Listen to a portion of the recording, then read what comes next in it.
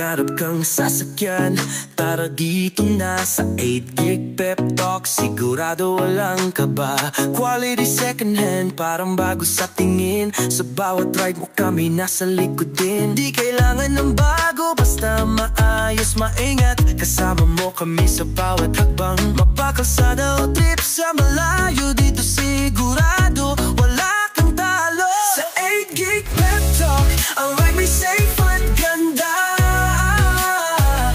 Di bale ng second hand, basta'y panalo ka. May tiwala, may kalidad, garantisado yan. Dito ka na, di ka magsisisi kailanman.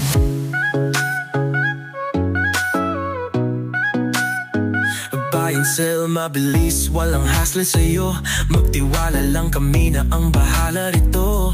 Ang bawat gulong may kasamang kwento. Sa bawat benta't bili, may panibagong biyento. Di kailangan ng bago, basta maayos, maingat. Kasama mo kami sa bawat hakbang, mapakalsada o trip sa malayo. Dito sigurado walang talo. Sa 8 Gig Pep Talk, ang ride may safe at ganda. Di bale ng second hand, basta'y panalo ka. May tiwala, may kalidad, garantisado yan. Dito ka na, di ka And yo, what is up guys? Good morning, good afternoon, good evening. Anong oras nyo ako napapanood? Sa mapagpalang araw sa ating lahat. And it's me, your car guy, 8 Gig Pep Talk. Pakita tayo ng konti. Ayan, gang. 8 Gig Pep Talk, ang ride may safe at ganda.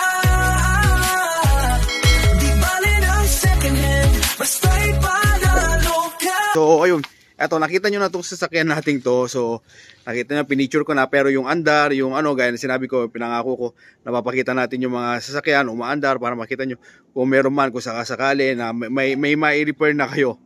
For the meantime, para kung kursunada nyo, pakita nyo sa mekaniko nyo, pakita nyo itong video ito, yan, para maintindihan niya, makita niya, at malaman niya kung meron mang issue parating sa sasakyan na ito. So i-test drive natin. Nakabukas na yung hood kasi hirap tayong buksan pagka yung gamit natin yung isang kamay lang. Habang nagbo-vlog, bubuksan natin, nahirapan tayo. So binuksan na natin, pero hindi pa siya na-start. So 2 days na nandito to, naka-stock, wala pang umi-start. So makikita natin kung 1 click, 1 start. Pero pansamantala, ayan, available natin sa mga nagtatanong. Ito, 60K yung speed handler natin na Anpra transporter, 60K na lang yan. Pwede siyang pang negosyo, pang pamilya, lahat. Okay na okay to. Goods to, pang malakasan sa sasakyan to. At syempre ang ating 2007 Toyota Vios 225 manual. Ayan, gasoline engine. Wala ring issue, nakarehistro. Same lang din to.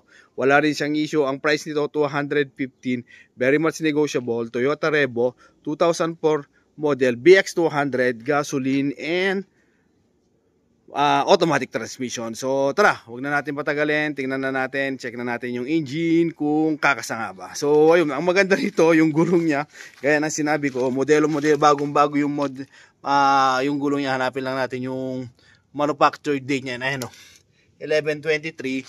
Tapos dito 22 naman, year 2022. Ayan, 39/2022 naman. So ayun, 1 year difference nung gulong.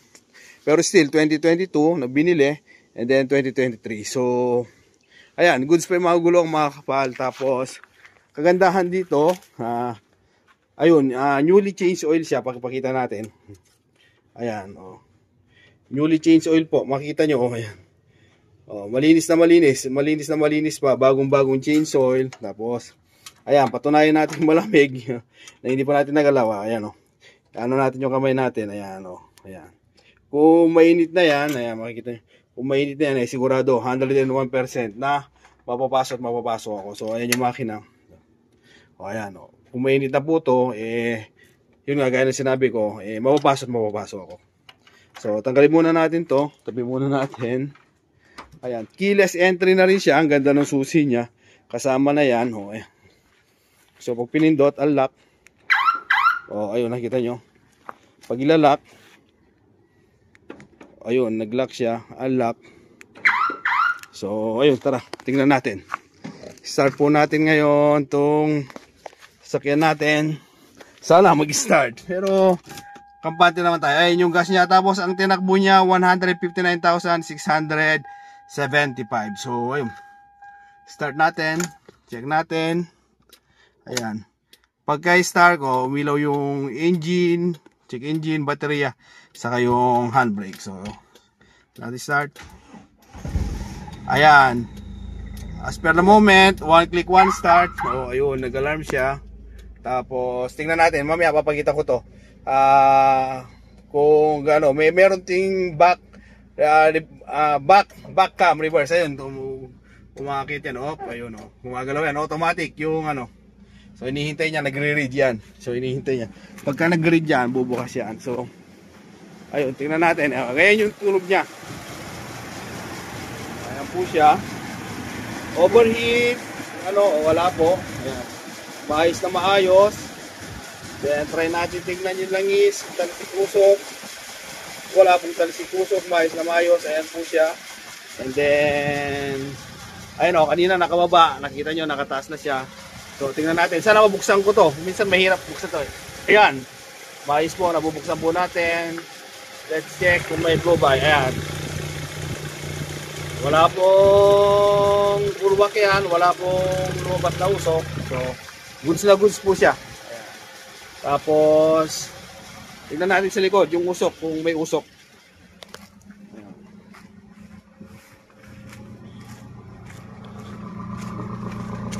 Ayan po siya. Tahimik lang po, wala pong usok na tapos ayaw, hindi makita eh. May lumalabas na tubig din. Hindi lang siya ayan o. Kung napapansin nyo, ayun, may tubig pa. May moisture content. Cold start po tayo kaya ganyan yan. So may nakikita kayong ayun. Nakikita nyo na yung yung mga moisture niya. Tapos ang RPM niya during cold start, ayan, 900. Tapos ayun sinasabi ko po na touchscreen, ayan, touchscreen na rin po siya. Tapos yung reverse, back reverse, ayan, yan. So napakaganda, napaka-komportable pagka ginamit nyo ito sa sasakyan na to.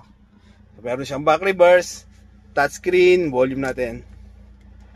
Ayan yung niya, wala na nakukuhang sa ngayon dahil nakagarahe. Ayan, naghahanap siya. Ayan, touchscreen na lang siya. Pindot-pindot na lang po. Ayan. Ayan yung home niya. Ayan. Meron siyang FM, music, movie, photo, explorer, Bluetooth, AB-in, settings, wheel, phone links. Ayan. Yan yung mga feature niya. So, tayo sa FM. Ayan. Kaso nga lang, wala siya nakukuha as of the moment, mahina yung signal kasi nakalabas na. So yun, napakaganda yan. Yung antena yan, pagka pinatay nyo po, tataas, bababa. So ayan, ito po yung sasakyan natin. Ulitin ko po, Toyota Revo 2004 model, gasoline engine, automatic transmission, BX200. Ang price, 215. Very much negotiable po.